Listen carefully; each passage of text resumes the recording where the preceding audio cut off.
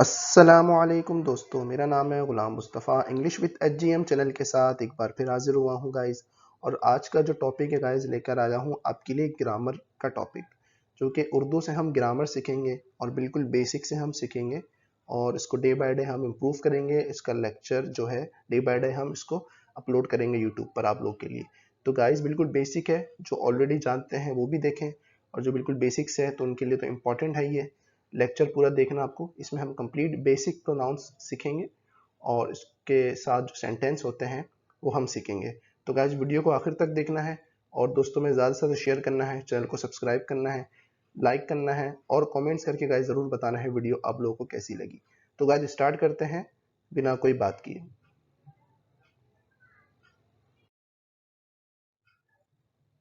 Guys जो हमारा आज का टॉपिक है pronouns and basic sentences. Pronouns and basic sentences आज का जो हमारा है यूनिट। इसका नाम मैंने यूनिट 2 रखा है, बट आपको यूनिट 2 से ही कंटिन्यू करेंगे, 1 इसमें नहीं है, ठीक है गाइस।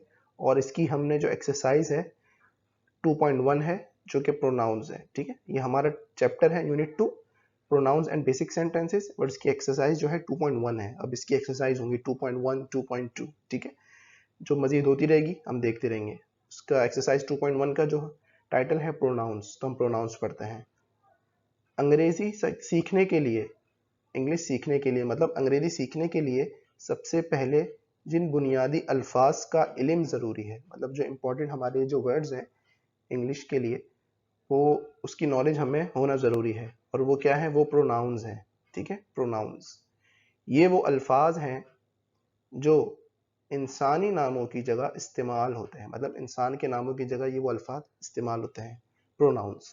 जैसे उर्दू में हम, ठीक है, उर्दू में हम, तुम और वो, हम तुम और वो वगैरह, मतलब इस तरह के जो अल्फाज होते हैं इंसानी नामों की जगह जो इस्तेमाल होते हैं वो प्रोनाउंस होते हैं। और वो कौन से होते हैं? हम, तुम और वो वगैरह, इस तरह के जो अल्फाज।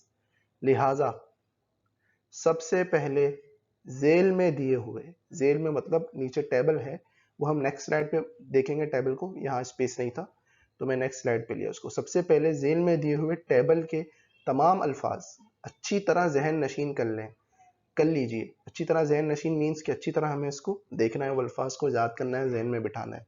और हालतों को, और हालतों के नाम भी याद रखें, जो हालत है उनकी उसके नाम भी हमें याद रखने हैं।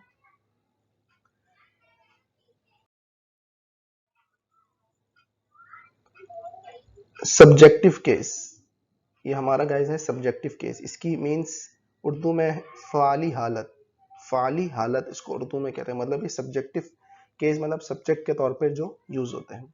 तो इसमें क्या है? सब्जेक्टिव केस में आई इसका मतलब है मैं, ठीक है। वी इसका मतलब है हम। यू इसका मतलब है तुम या आप, तुम के लिए भी यूज होता है, आपके लिए भी यूज होता है। दे इसका मतलब है वो और जमा, जमा मतलब एक से ज्यादा जो है वो लोग। ही इसका मतलब है वो, लड़का, लड़के के लिए यूज करेंगे। शी मीन्स वो लड़की, ठीक है, सिंगुलर है ये। इट मीन्स ये चीज, ठीक है। हु, WHO, हु इसको हम यूज करते हैं उर्दू में, इसके मायने होते हैं कौन, ठीक है, कौन। उसके बाद है पजेसिव केस, इसकी मीनिंग है उर्दू में, इसके क्या मायने हैं? मिल्कियती हालत, मतलब जो हमारी मिल्कियत में है। माय इसका मतलब है उर्दू में मेरा। अवर इसका मतलब है हमारा।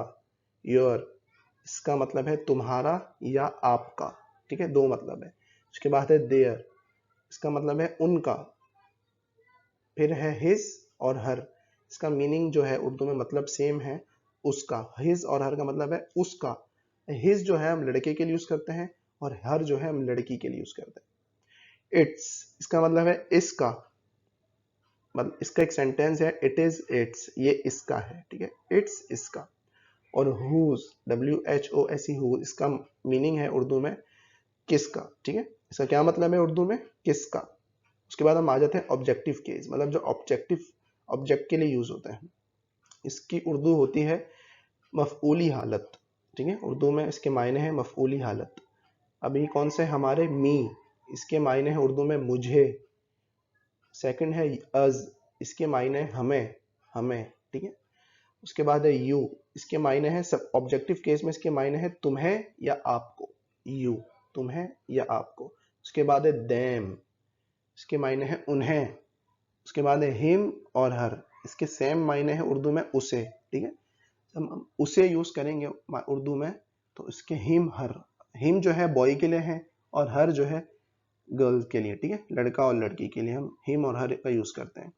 इसके बाद है इट, इसके मायने हैं इसे। उसके बाद है हुम, उसके उर्दू में मायने हैं किसको, ठीक है, किसको हम बोलेंगे तो हम हुम का यूज करेंगे। नीचे देख लेते हैं। अब ये भी जहन में रखना जरूरी है, अब ये भी जहन में रखना जरूरी है। क्या जरूरी है जहन में रखना? के जुमले दो तरह के हैं इस मौजू के मुताबिक। कह रहे हैं इस मौजू के मुताबिक हमें जहन में रखना है जुमले दो तरह के हैं। पहली किस्म कौन सी है जुमले की? इस्मिया जुमलों की, मतलब इस्मिया जुमलों की पहली किस्म है। और दूसरी किस्म के कौन से हैं? फेलिया जुमले, ठीक है, फेलिया जुमले। ये दो किस्म के जुमले हैं इस मौजू के मुताबिक, हमें ये जहन में रखना जरूरी है।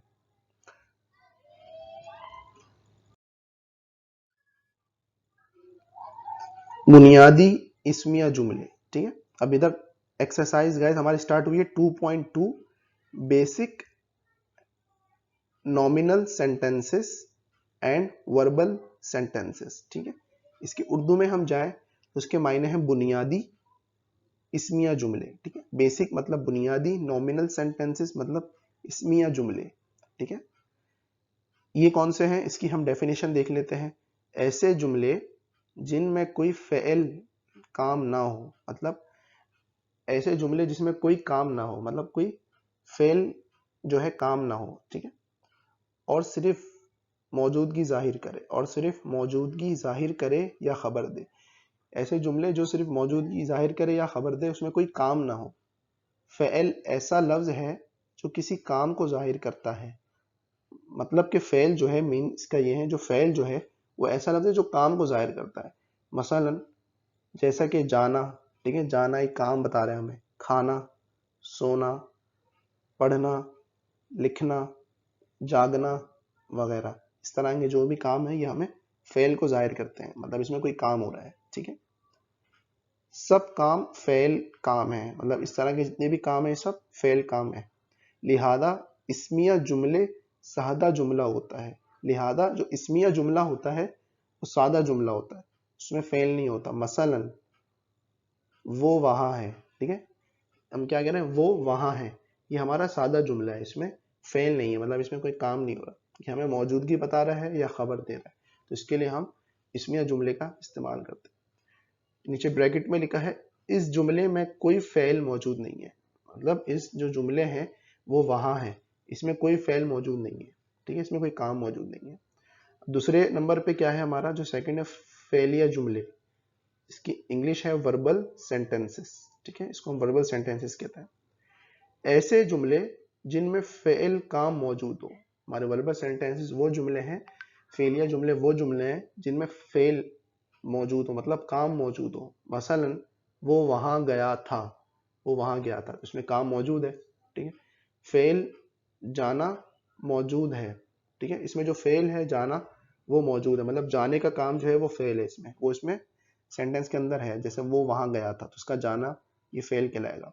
हम सो रहे हैं, इसमें क्या फेल है? सोना, ठीक है, इसमें फेल हमारा है सोना, फेल सोना इसमें मौजूद है। इस सबक में हम सिर्फ सादा या इस्मिया जुमलों के बारे में पढ़ेंगे।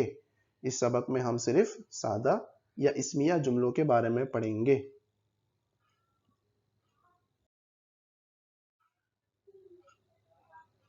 सादा इस्मिया जुमले बनाने का तरीका। अच्छा गाइस, अब हम इसका जुमला बनाने का तरीका सीखेंगे। सादा जुमला या इस्मिया जुमला बनाने का तरीका कौन सा है? सबसे पहले है प्रोनाउंस, ठीक है, उसके बाद है हमारा हेल्पिंग वर्ड HV, उसके बाद हमारा आता है नाउन या फिर एडजेक्टिव, ठीक है। अब नंबर 1 हमारा कौन सा है? इस्मिया सादा जुमले बनाने का तरीका ये है कि सबसे पहले जो प्रोनाउंस दिए गए हैं, ठीक है, जो हमने अभी टेबल पीछे पढ़ा है जो प्रोनाउंस थे, तो सादा इस्मिया जुमला बनाने का तरीका ये है कि सबसे पहले जो प्रोनाउंस हमें दिए गए हैं इनका तर्जुमा किया जाएगा, इनका तर्जुमा किया जाएगा।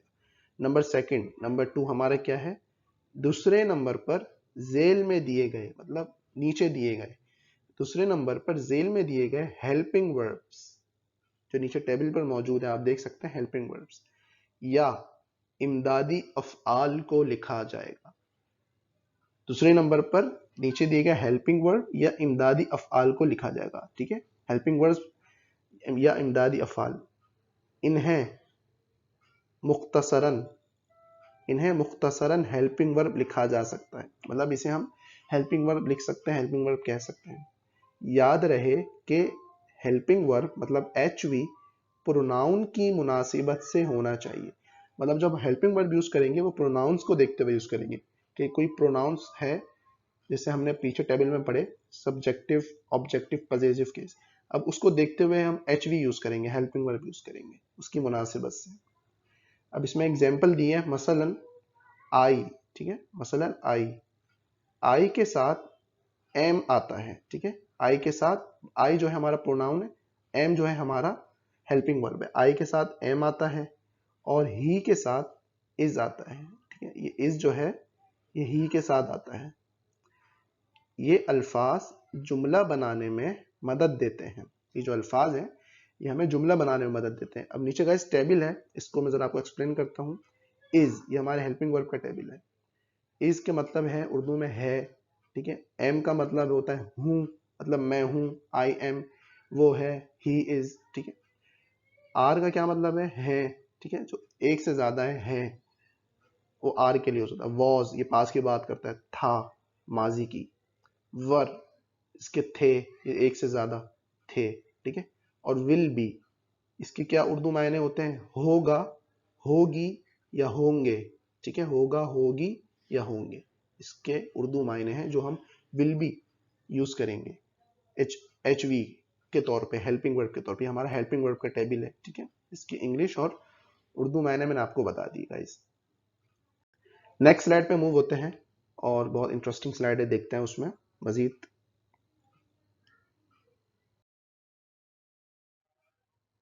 नंबर 3 क्या है हमारा, दो हम गाइस पीछे पढ़ चुके स्लाइड पे, और हमारा तीसरा तरीका क्या है जुमले बनाने का। तीसरे नंबर पर जुमले के बकिया हिस्से का तर्जुमा किया जाता है, मतलब पहले आ गया हमारा प्रोनाउंस, उसकी मुनासिबत से आ गया हमारा हेल्पिंग वर्ब HV। अब थर्ड पर है हमारा बकिया हिस्सा, जो जुमले का रिमेनिंग पार्ट रह गया है, जो बकिया हिस्सा है उसको हम देखेंगे। मसलन तीसरे नंबर पर जुमले का बकिया हिस्सा तर्जुमा किया जाता है, मसलन अब एग्जांपल है एडजेक्टिव या नाउन वगैरह को लिखा जाता है। बकिया हिस्से में हम या नाउन लिखते हैं या हम एडजेक्टिव लिखेंगे, ठीक है गाइस। नाउन किसी चीज के नाम को कहते हैं, नाउन जो है हम किसी चीज के नाम को कहते हैं, जैसे कि मसलन आगे दिए गए जुमलों में किताब, जैसे जुमले जो आगे आ रहे हैं उसमें किताब, डॉक्टर, लड़के, तालिबे इल्म यानी स्टूडेंट वगैरह, इस तरह के जो नाम है ये हम नाउन कहलाएंगे, ठीक है। तो किसी चीज के नाम को नाउन कहते हैं, नाउन है, ठीक है, यहाँ लिखा हुआ भी है लड़के, तालिबे इल्म वगैरह, ये नाउन है हमारे, ठीक है। जबकि एडजेक्टिव सिफ्त को कहते हैं, जो एडजेक्टिव है हमारा वो कहते हैं सिफ्त को, उर्दू में कहते हैं सिफ्त। मसलन सुस्त होना, इंग्लिश में कहते हैं लेजी, ये हमारी सिफ्त बताता है ना, इंसान की सिफ्त बताता है, ये एडजेक्टिव है, किसी चीज की सिफ्त बताना। तो इसमें सुस्त की मिसाल दी है, एग्जांपल दी है लेजी, ठीक है। अब नीचे टेबल पे तरतीब दी है कि किस तरह से सेंटेंसेस बन रहे हैं। अच्छा, उर्दू के जो तरतीब है उर्दू जबान की, फर्स्ट पे आता है वो, सेकंड पे है ईमानदार, ठीक है, और थर्ड पर है, ठीक है। फर्स्ट पे क्या था हमारा वो, ये हमारा गया प्रोनाउन, सेकंड पे है ईमानदार, ये हमारा आ गया गाइस, फर्स्ट पे हमारा प्रोनाउन, सेकंड पर है हमारा हेल्पिंग वर्ड, और थर्ड पर है बकाया जुमला है। ये हमारा उर्दू की तरतीब है, ठीक है। अब इंग्लिश की तरतीब देखते हैं, अंग्रेजी तरतीब मतलब इंग्लिश की तरतीब। फर्स्ट पे आ गया हमारा प्रोनाउन, ठीक है, जो सब्जेक्ट की जगह यूज होता है। सेकंड पे हमारा इज, ये हमारा प्रोनाउंस है। और थर्ड पे हमारा आता है नाउन या एडजेक्टिव, ठीक है, जो हम इस स्लाइड में पढ़ चुके हैं। तो उर्दू की तरतीब ऐसे है, वो ईमानदार है, और अंग्रेजी इंग्लिश की तरतीब है ही इज ऑनेस्ट, ठीक है, इसकी भी सेम मीनिंग है, वो ईमानदार है।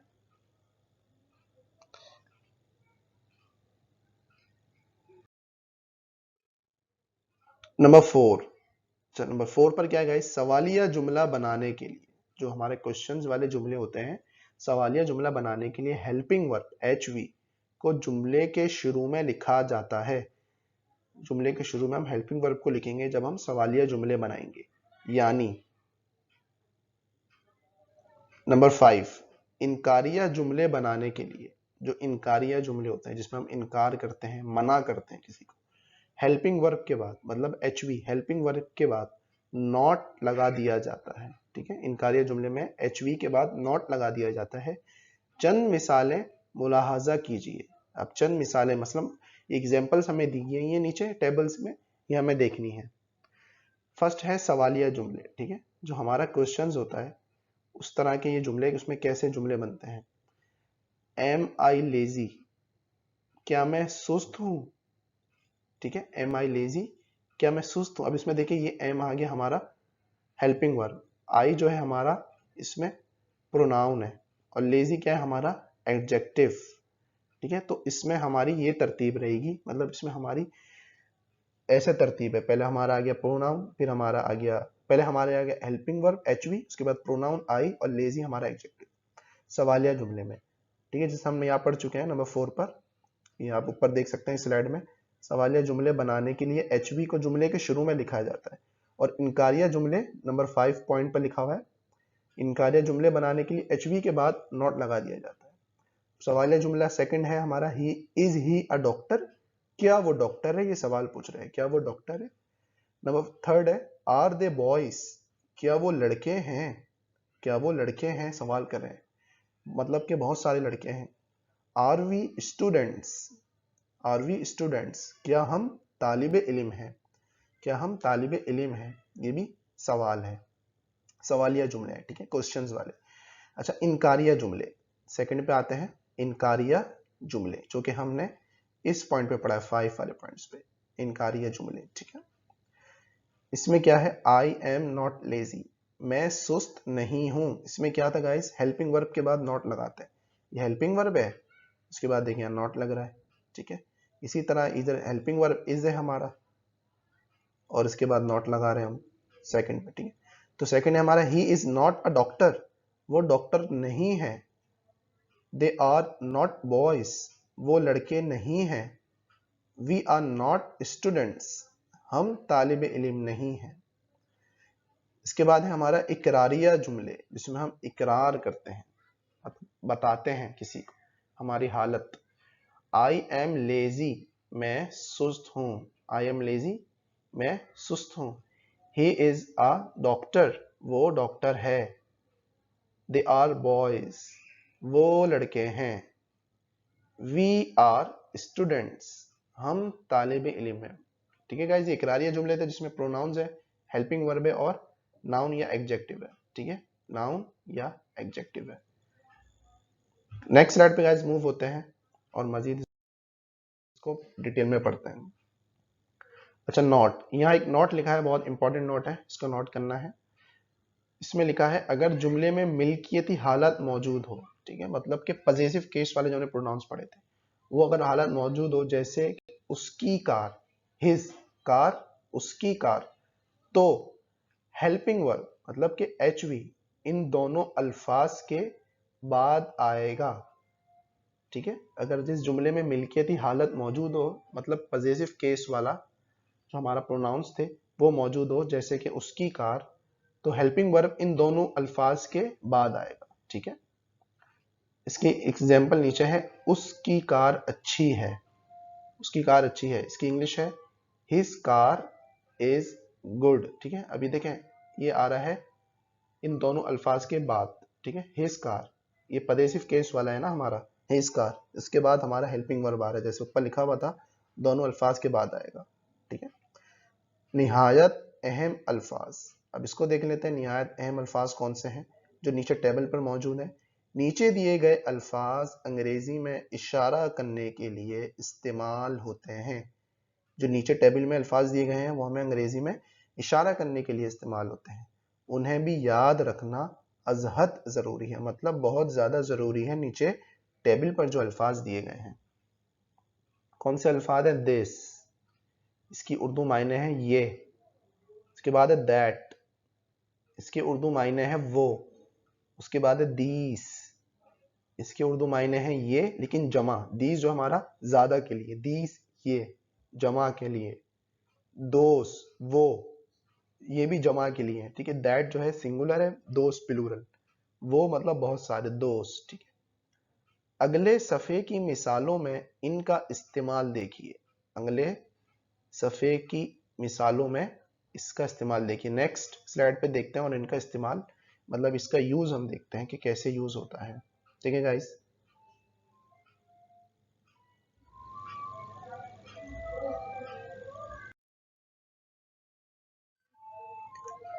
ज़ेल की मिसालों में इन अल्फाज का इस्तेमाल देखिए। ज़ेल की मिसालों में इन अल्फाज का इस्तेमाल देखिए। अभी नीचे जो टेबल है हमें इनका इस्तेमाल देखना है, ठीक है।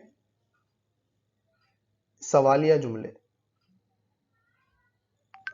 इज दिस अ बुक, क्या ये किताब है। आर दीज बुक्स, ठीक है, क्या ये किताबें हैं। इसमें हम गाइस क्या देख रहे हैं? दीस और दीस, जो निहायत जरूरी हमारे पिछली स्लाइड में टेबल था एक, जिसमें दीस, दिस, दैट, दोस जो हमने पढ़ा था, ये वो जिसके उर्दू मायने थे, तो उसके ऊपर ये जुमले हैं, सेंटेंसेस हैं समझने के लिए। नंबर 3 है हमारा इज दैट अ बुक, क्या वो किताब है, ये सवाल कर रहे हैं। 4 है हमारा आर दोज बुक्स, क्या वो किताबें हैं, मतलब बहुत ज्यादा है। अब सेकंड पे आते हैं इनकारिया जुमले, ठीक है। अब इसके इनकारिया जुमले कैसे बनते हैं? दिस, दीस के। This is not a book, ये किताब नहीं है। दीज आर नॉट बुक्स, ये किताबें नहीं हैं। This is not a book, वो किताब नहीं है। दोस आर नॉट बुक्स, वो किताबें नहीं है, मतलब किताब नहीं किताबें ज्यादा हो गई, तो दोस हमारा यहाँ लगेगा, एक से ज्यादा की बात करेंगे तो। इसी तरह दीस जो है ज्यादा के लिए है, और दीस ये वाला दिस जो है ये सिंगुलर है, एक किताब। इकरारिया जुमले की तरफ मूव होते हैं और इसको देखते हैं। दिस इज अ बुक, ये किताब है, ठीक है। दीज आर बुक्स, ये किताबें हैं। दैट इज अ बुक, वो किताब है। दोस आर बुक्स, वो किताबें हैं, वो किताबें हैं। दोस मतलब ज्यादा।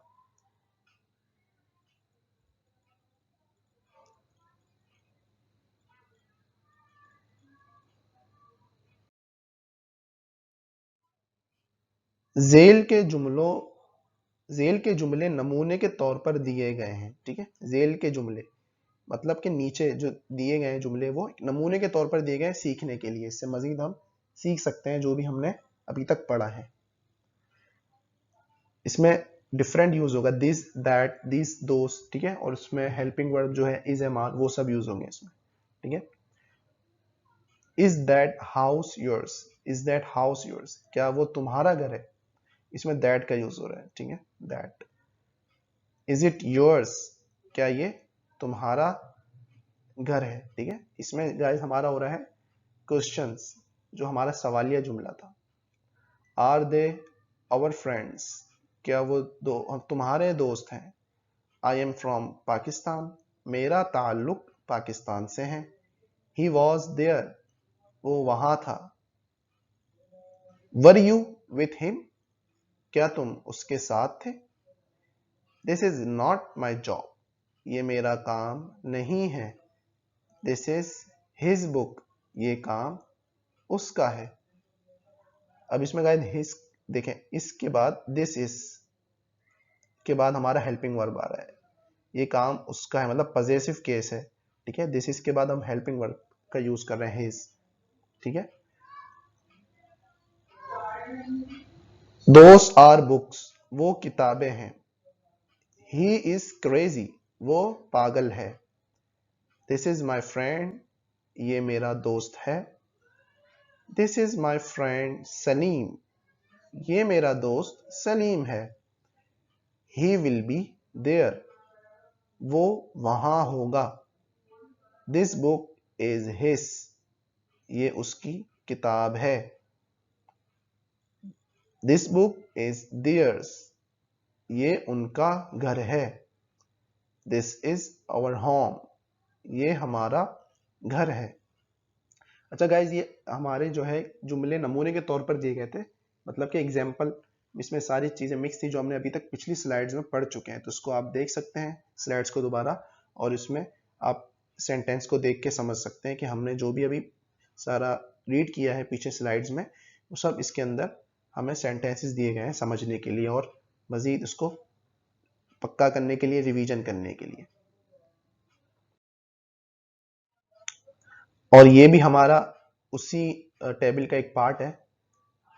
इसमें कुछ और मजीद जुमले हैं, इसको भी देख लेते हैं। दिस बुक इज माइन, ये किताब मेरी है। इज द स्काई ब्लू, क्या आसमान नीला है? ये क्वेश्चन है हमारा, सवालिया जुमला।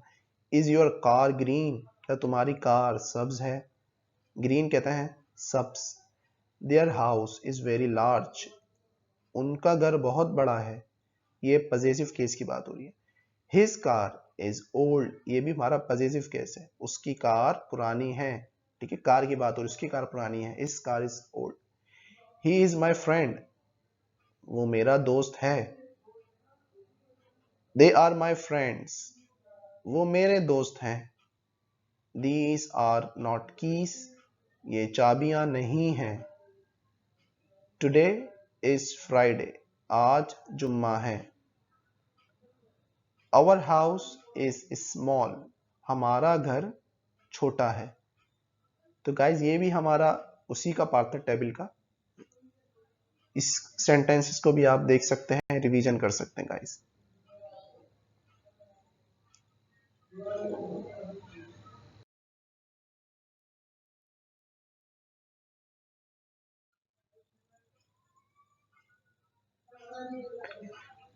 These two students are very intelligent, ये दोनों तलबा ज़हीन है। This house of theirs is very expensive, उनका ये घर निहायत महंगा है। That idea of hers was great, ये उसका ये आइडिया जबरदस्त है। This friend of mine is very rich, मेरा ये दोस्त बहुत अमीर है। Those students are not intelligent, वो तलबा ज़हीन नहीं है। This brother of yours is nice, तुम्हारा ये भाई अच्छा है।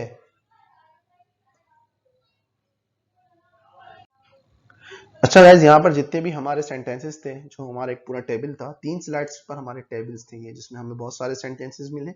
और इसके अंदर हर सेंटेंसेस में हमने जो पीछे स्लाइड्स में पढ़े हैं वो सब इसमें यूज हुए हुए हैं। ठीक है, आप देख सकते हैं इस टेबल को, इस सेंटेंसेस को और पीछे स्लाइड्स को, ताकि आपके सेंटेंसेस अच्छे से समझ आ सके। ठीक है गाइज, अब मूव होते हैं हम जो है हमारा नेक्स्ट स्लाइड की तरफ। इसमें क्या बात हो रही गाइज, देखते हैं। अहम नॉट, अहम नॉट नंबर 1, मतलब नॉट नंबर 1 है। अगर दो प्रोनाउंस को एंड से मिलाया जाए तो उनके बाद आर इस्तेमाल होता है। जैसे अगर दो प्रोनाउंस हैं, ठीक है, उनको हम एंड से मिलाएं, मतलब दो प्रोनाउंस को हम एंड से कनेक्ट करेंगे तो उसके बाद हम आर इस्तेमाल करते हैं। ठीक है, आर इस्तेमाल होता है। मसलन अब इसमें हमारे एग्जांपल्स दी हुई हैं। अली और मैं दोस्त हैं। ठीक है, इसमें दो बंदों की बात हो रही है, दो pronouns, Ali and I. Ali and I pronouns है, इसके हम कनेक्ट कर रहे हैं आर से, आर इस्तेमाल होगा। आर फ्रेंड्स, ठीक है, अली एंड आई प्रोनाउंस है तो इसमें हम एंड का यूज कर रहे हैं। ठीक है, दो प्रोनाउंस को हमने एंड से मिला लिया और आर जो है हमारा इसमें इस्तेमाल होगा।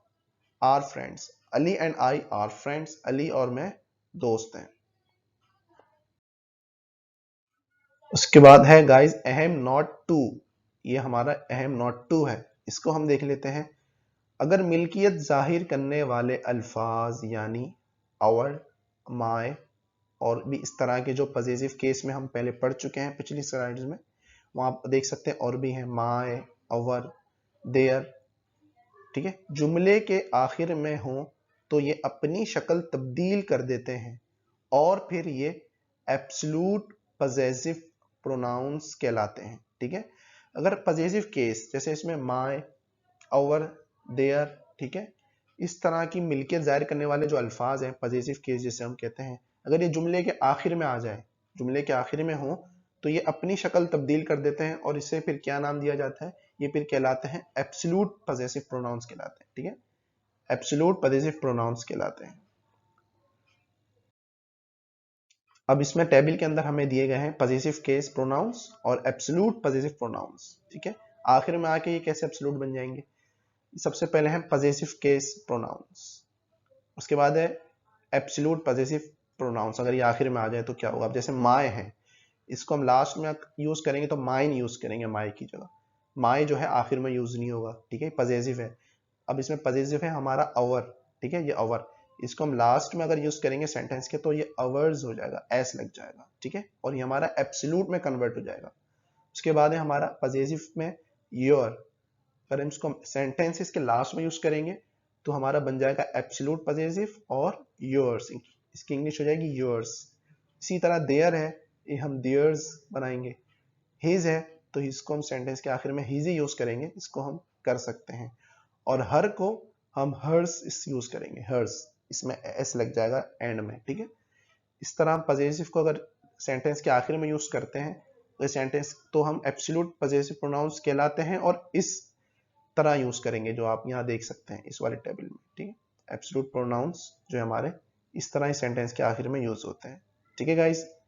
उम्मीद है ये आपको स्लाइड समझ में आ रही होगी, मुझे कमेंट्स में जरूर बताइएगा गाइस इस लेक्चर्स में आपको कैसा लगा। मजीद फिर हम और इसमें वीडियो अपलोड करेंगे आपकी आसानी के लिए, ताकि लोग जो हैं इंग्लिश सीख सकें उर्दू के जरिए से। उसके बाद गाइस है हमारी एक्सरसाइज 2.3 हमारी ऑलरेडी पीछे चल रही है, इस एब्सोल्यूट पजेसिव प्रोनाउंस के बारे में हम बात कर रहे हैं, ठीक है। अब इस टेबल को जरा देख लेते हैं। तर्जुमा, ये हमारा तर्जुमा है और इधर है एब्सोल्यूट पजेसिव प्रोनाउंस, ठीक है। इसकी उर्दू है जेल के जुमलों में, मतलब जो नीचे जुमले दिए गए हैं, नीचे जो सेंटेंसेस है वो इस्तेमाल किए गए हैं, और नोट कीजिए कि ये तमाम जुमलों के आखिर में आ रहे हैं, ठीक है। मतलब जो हमारे एब्सोल्यूट पजेसिव प्रोनाउंस है ये सब हमारे जुमलों के आखिर में आ रहे हैं, जो कि हम इससे पिछली स्लाइड में पढ़ चुके हैं। वो सारे पजेसिव एब्सोल्यूट पजेसिव प्रोनाउन इस टेबल के आखिर में यूज हो रहे हैं। इसी तरह जो हमारे पजेसिव प्रोनाउंस है, सिर्फ पजेसिव प्रोनाउंस, वो इस्तेमाल किए गए हैं, और नोट कीजिए कि ये जुमलों के आखिर में नहीं आ रहे हैं।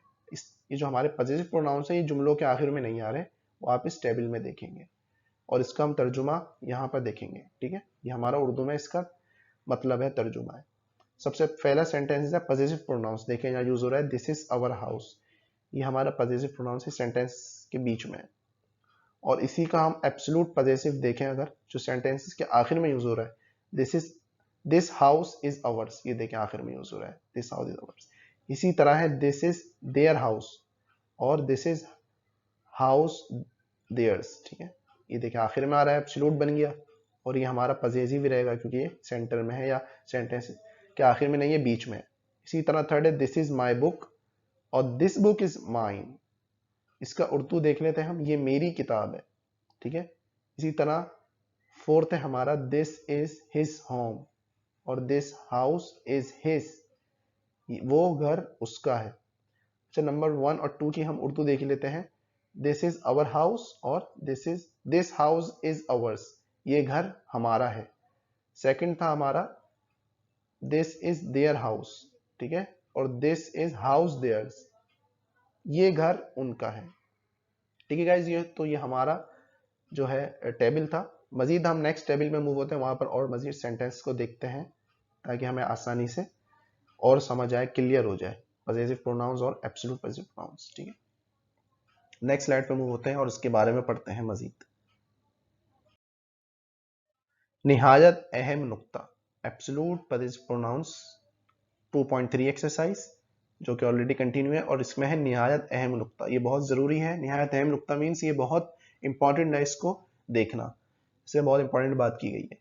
इन्वर्टेड कॉमास में लिखा है मेरा ये दोस्त, ठीक है, मेरा ये दोस्त का तर्जुमा करने के लिए, अब जैसे ये सेंटेंसेस है उर्दू में, मेरा ये दोस्त, इसका उर्दू में हम जो तर्जुमा करेंगे, इसकी जो मीनिंग है उर्दू में कैसे करेंगे, मेरा ये दोस्त का तर्जुमा इंग्लिश में सॉरी हम करेंगे, तो हम इसको कैसे लिखेंगे इंग्लिश के अंदर, मेरा ये दोस्त को, दिस माई फ्रेंड, सेकंड है द माई फ्रेंड, थर्ड है माई दिस फ्रेंड।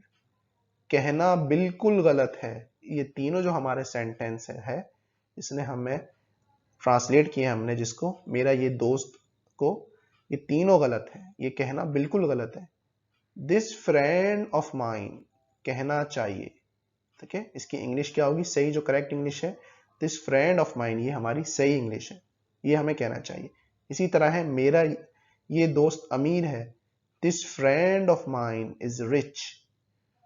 इसी तरह अली का वो दोस्त, अली का वो दोस्त इन्वर्टेड कॉमास में लिखा है, इसकी इंग्लिश गलत जो है, allies that friend, allies that friend कहना गलत है, इसकी जो अंग्रेजी है वो गलत लिखी है, अलीज दैट फ्रेंड, अली का वो दोस्त, अली का वो दोस्त बहुत ज़हीन है, इसकी अंग्रेजी क्या है, इंग्लिश क्या है, that friend of allies is very intelligent, मतलब अली का वो दोस्त बहुत ज़हीन है। ये खास तौर पर नोट कीजिए कि नाम, ठीक है, अंडरलाइन हुआ है कि नाम के साथ एस का इस्तेमाल, एस का इस्तेमाल होता है, जैसे अली का दोस्त जैसे अली का दोस्त, ठीक है, नाम के साथ। देखें ये जो नाम है ना अलीस, इधर भी आया है अलीस, अली नाम है, इसके साथ एस का यूज हुआ है, ठीक है, इधर भी है। तो जब नाम हम यूज करेंगे, ये खास तौर पर नोट कीजिए कि नाम के साथ एस का इस्तेमाल होता है, जैसे अली का दोस्त, अलीज फ्रेंड, इसकी इंग्लिश है अलीज फ्रेंड।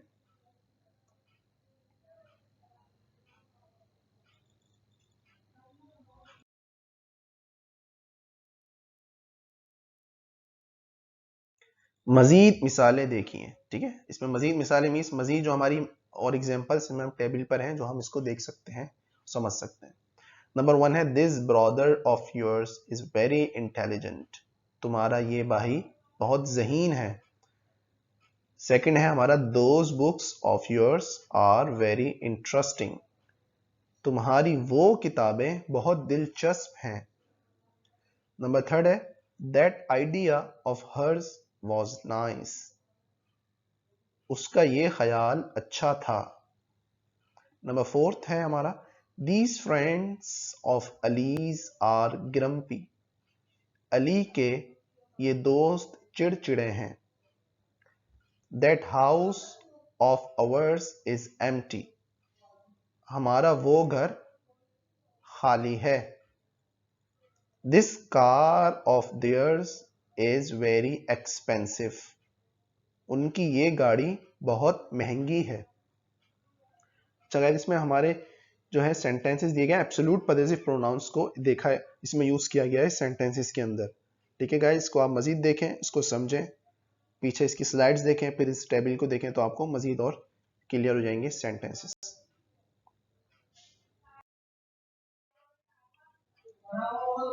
इसके अलावा मंदरजा झेल मुरक्कबात और जुमलों पर भी गौर कीजिए, ठीक है, इसके अलावा हमें मजीद मुरक्कबात और जुमलों पर भी गौर करना है। द मैनेजर्स वाइफ, ठीक है, द मैनेजर्स वाइफ, मैनेजर की बीवी। I am a cousin of John's, देखिए नाम के साथ एस लग रहा है, मैं जॉन का कजन हूं। अ फ्रेंड ऑफ माई कजन्स, मेरे कजन का दोस्त। अ फ्रेंड ऑफ माई फादर्स, मेरे वालिद का दोस्त। She is a friend of my sisters, she is a friend of my sisters, वो मेरी बहन की दोस्त है। My cousins wife, my cousins wife, मेरे कजन की बीवी, मेरे कजन की बीवी, माई कजन्स वाइफ। गाइस ये हमारे जो है मजीद ये इस तरह के जो जुमले थे बंदरजा झील मुरक्कबात और जुमलों पर भी गौर कीजिए। ठीक है, इसको मजीद हमारी जो एक्सरसाइज है 2.0 जो आपकी स्क्रीन पर शो हो रही है, इसमें क्या लिखा है इसको हम पढ़ लेते हैं। झेल में दिए गए जुमलों का अंग्रेजी में तर्जुमा कीजिए। ठीक है, अब ये जो नीचे जुमले गाइस मैं दे रहा हूं आपको एक्सरसाइज में 20 सेंटेंसेस हैं। ठीक है, 20 जुमले हैं हमारे, ये हमें इसकी प्रैक्टिस करनी है। आपने जो भी अभी हमारे एक्सरसाइज में पढ़ा है स्लाइड्स, वो आपने देखनी है, इसको समझना है, इसको नोट करना है, नोटबुक बनानी है, और उसके बाद आप इस सेंटेंसेस के ऊपर ग्रिप हासिल कर सकते हैं, सेंटेंस को बना सकते हैं। बना के मुझे कमेंट में जरूर बताइएगा गाइस। इसमें और मजीद देखें क्या लिखा है, इब्तिदा से मतलब शुरू से सीखने वालों के लिए इन जुमलों का तर्जुमा मुश्किल हो सकता है।